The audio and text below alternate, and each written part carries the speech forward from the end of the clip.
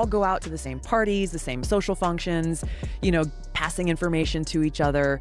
And so, you know, if the anchor of a big time news show says, hey guys, guess what? Nancy Pelosi and her husband are insider trading, then they have to think about, oh, well, am I burning a bridge? Am I cutting off access to, you know, information that she or her staff might be feeding me that I can break news? Tulsi Gabbard just went nuclear on the Joe Rogan podcast. And trust me, it was nothing short of explosive. To report it, you have to be transparent about it. Most of Congress has failed to do even that. So it did nothing to stop it. Says you just got to tell us. And most people are like, yeah, I'm not going to tell you anyway. And there's no repercussions? And there's well, they might get like $100 fine. She unloaded the Democrats' dirty secrets like it was open mic night. And by the time she was done, Rogan looked like he'd just seen a ghost. Honestly, after hearing what she revealed, it's hard to imagine why anyone with common sense would still want to be tied to the Democratic Party. The truth bombs? Nuclear. The behind-the-scenes dirt? Chilling. S.O. Buckle up. This one's going to blow your mind. And before we dive in, make sure to hit that subscribe button so you never miss another political meltdown like this. Complicated union. Yeah, it is. It is that. It really is. Between money and politics, it's just like it's. I mean, it would be wonderful if we could get money entirely out of politics. If the only way that a politician can make money while they're in office is just their salary. Joe Rogan kicks things off by driving home a point Americans have been shouting for years. Politicians should only make their government salary, nothing more. No insider deals. No shady investments. No cashing in on power while the rest of the country struggles. He puts it plain and simple. This corruption isn't an accident. It's baked into the system. With that explosive opener, Rogan dives straight into the infamous Nancy Pelosi stock trading scandal that rocked the nation just months ago. And that's when Tulsi Gabbard steps in, dropping insider intel so jaw-dropping it left everyone stunned. You're aware of the Nancy Pelosi stuff. Oh, absolutely. It's wild. It is. And look, I think this is one of the good things about social media is, of course, the mainstream corporate media is hardly covering it at all. Tulsi Gabbard jumped in and absolutely nailed it, ripping into the blatant double standard in media coverage. The second a scandal touches Democrats, the mainstream media suddenly develops selective blindness. She laid out the contrast clearly. When Trump faced misconduct allegations, the media went into full-blown hysteria, wall-to-wall coverage, endless expert panels, courtroom play-by-plays, and breathless hourly updates. But when Nancy Pelosi got tangled in her stock trading scandal, silence. Legacy media looked the other way, acting like there were more important stories to cover. Gabbard wasn't buying it, and her takedown landed like a thunderclap. Pelosi is doing these trades within this period of time of Nancy Pelosi voting on this bill or bringing a bill to the floor, because we've got to remember, Nancy Pelosi as Speaker of the House, nothing happens without her knowing about it or giving her stamp of approval. Nothing happened in Congress without Nancy Pelosi's stamp of approval. If a bill passed or got buried, you can bet she knew every detail, what was in it, when it was coming, and most importantly, how it could benefit her inner circle. Pelosi wasn't just playing politics. She was playing the stock market. Her husband, Paul Pelosi, made a string of suspiciously well-timed trades that lined up perfectly with major legislative moves. Coincidence? Not a chance. This was political power treated like a personal ATM, and the Democratic Party stood right behind it. While they held control, Democrats squeezed every drop of institutional power, not to serve the American people, but to serve themselves, padding their wealth and locking down long-term influence. A member of Congress or your spouse or your adult child should not be allowed to conduct insider trading on issues that Congress is dealing with, which really covers every issue under the spectrum. They can't pretend anymore that they haven't been doing it.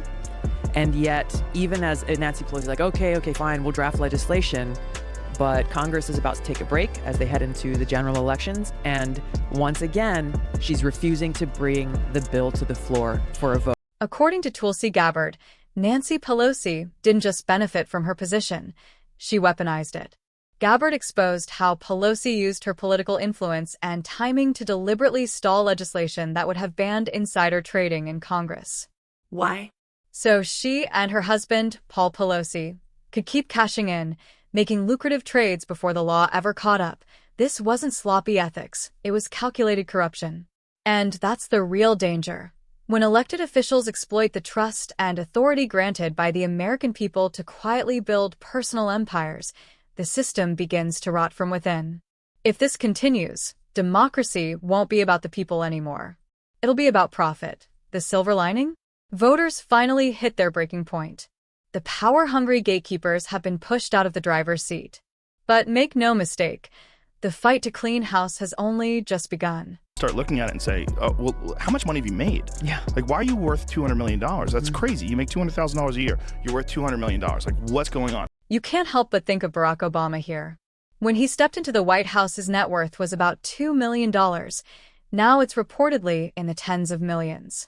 And whenever you ask how, the answer is always the same: book deals and speaking fees. Really? That same convenient explanation gets recycled for Nancy Pelosi and her husband. Pelosi makes roughly $200,000 a year as Speaker, yet somehow her net worth has swelled to well over $200 million. Savvy investing? Coincidence? Don't make me laugh. These aren't random flukes. They're the telltale signs of a system that turns power into profit and expects everyone else to keep quiet. Look at, like, Paul Pelosi's stock, like, what his record is. He's better than Warren Buffett and George Soros, who are like wizards. Yeah, exactly. Those guys are the best, and he's better than them. Yep. But it's 100% insider trading. If you think about what they put Martha Stewart away in jail for. And that's exactly where Joe and Tulsi turned the heat up. Paul Pelosi's stock moves didn't just beat the market. They outpaced legends like Warren Buffett and George Soros. How did that happen? No mystery. It's the perk of being married to the Speaker of the House. Tulsi didn't sugarcoat it. This wasn't investing, it was legalized cheating. Paul was placing million-dollar bets right before major legislation dropped, and who had early access to those decisions. Nancy, meanwhile, Martha Stewart went to prison for acting on a tip nowhere near this scale. Paul? He's popping champagne while the media shrugs it off as coincidence. This is the two-tier justice system in plain sight. The elite skate, regular people pay. When Tulsi called it out, Joe's reaction made it clear. Finally, someone said what a lot of us have been thinking. Now buckle up for what Gabbard is about to reveal next. The only one, obviously. No. There are, and this is where, you know, the quote-unquote uniparty in Washington has been blocking this kind of legislation from being passed because they're both benefiting from it. We had, I think, there are Republican and Democrat senators in the lead up towards COVID who knew about it, right, and started making different investments. Now here's where it gets even more interesting. Like many Americans, I thought Nancy Pelosi was the lone wolf in this scandal. But according to Tulsi, she's just the tip of the iceberg. Behind the scenes, multiple senators and high-ranking politicians were cashing in, trading on privileged information, padding their bank accounts while pretending to serve the people. And here's the kicker. Their names are being deliberately hidden, swept under the rug to shield the powerful. At this point, I don't care if they've got an R or AD next to their name. If you're using public office to rob the public blind, you're part of the problem. Left, right, or center, it doesn't matter. If you're taking us for fools, you deserve prosecution. It's just crazy that it's legal. Yeah. It's really egregious, and it's shocking how complicit the mainstream media is in ignoring it. Mm-hmm. Like, do you think that there's some discussion, or is it just an understanding that you'll lose access to these people if you highlight this? Like, why are they not covering that? It's like this chummy insiders club in Washington, and you know, a common term that's being used now is called permanent Washington, which really fits when you think about it, because it kind of encapsulates that whole swampy ecosystem. I've said it before, and I'll keep saying it. Our leaders get away with this level of corruption because the media lets them. They don't just look the other way, they actively run cover. Take the Hunter Biden laptop scandal as the perfect example. The legacy press had the story. They knew exactly what was on that hard drive. But instead of doing their job and informing the public, they buried it. Why? Because exposing the truth would have destroyed their hand-picked ticket, especially Kamala Harris. So, they went into overdrive, dismissing it as Russian disinformation, when in reality it was damning evidence that could have flipped an election. That's not journalism. That's propaganda. And that's just one example, one crack in a much bigger, rotting foundation. Behind the scenes, it's a constant quid pro quo between politicians and the press, and we all know which side cashes in.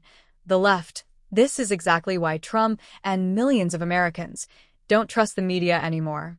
They've earned every ounce of that distrust. All go out to the same parties, the same social functions, passing information to each other. And so, if the anchor of a big time news show says, hey guys, guess what?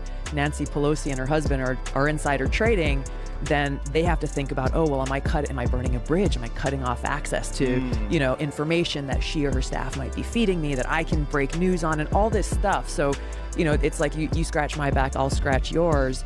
And if you start pissing off certain people, then you get kicked out of the cool kids club. This is exactly why the media barely touched the Nancy Pelosi scandal. Not because it lacked news value, but because Pelosi is one of them. She's an insider. She keeps journalists hooked with just enough privileged leaks, upcoming bills, political strategy, behind-the-scenes drama.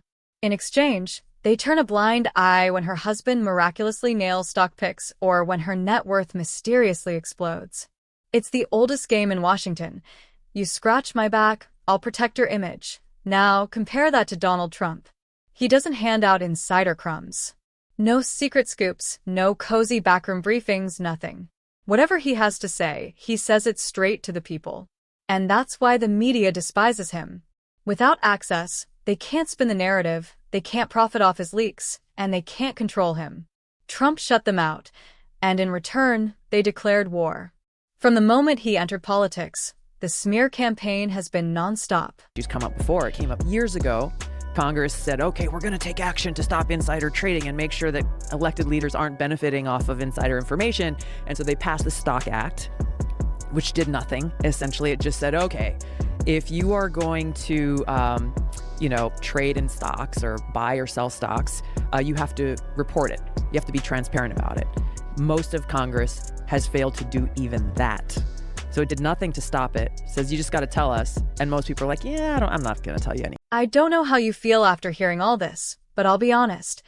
I'm relieved the Democrats are finally facing consequences for years of deception, manipulation, and corruption. For far too long, they acted as if they were untouchable, using power not to serve the people but to enrich themselves, shield their allies, and silence anyone who dared challenge them. It's about time the tide started turning. My hope is simple, that every single politician, no matter their party, who abused public office for personal wealth or insider advantage at the expense of hardworking Americans is exposed and held accountable. No more immunity. No more protected names. If you betrayed the public trust, you deserve to be called out and brought to justice, loudly and publicly. That's the only way to clean house and restore even a shred of integrity to Washington. And with that, we've reached the end of today's video. If you enjoyed this fiery political commentary, make sure to hit the like button and subscribe for more content like this.